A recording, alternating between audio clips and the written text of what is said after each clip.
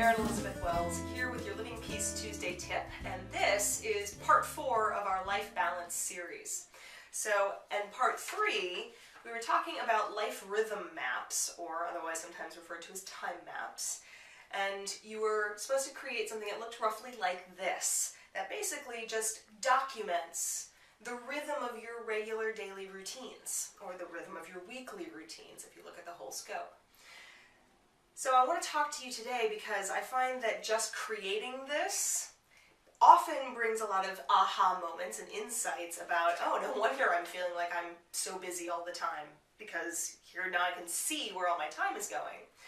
But then as you start to try and shift it in order to create time for the things that you want to do more of in your life, or the things that are important to you that you want to start moving your lifestyle more towards, there's some things that I often find come up that I want to highlight for you, give you a sense of how to handle it.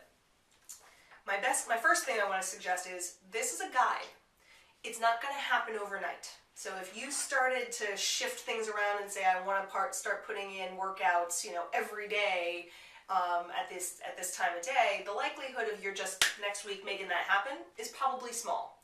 So ease into it. That's my first advice. Figure out how to start allocating that time, look at your existing commitments, and just start carving it in. And once you start getting the first couple pieces in, it'll make it easier to add the next piece and the next piece. So it's, let me get it in there twice a week. Okay, now let me make it 3 times a week. Let me make it 5 times a week. So that you're not just flipping a switch, because most of us don't change habits that quickly.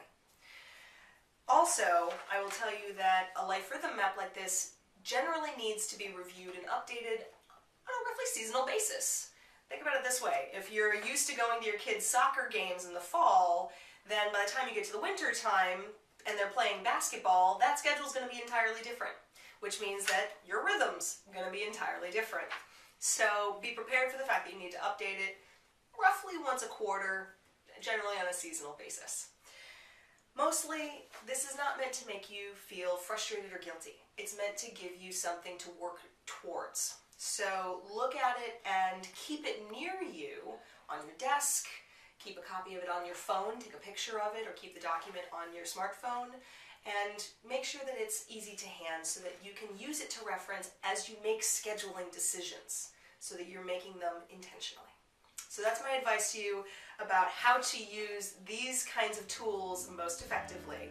And hopefully this has helped you to create a little more space in your time. Take care. We'll see you next week.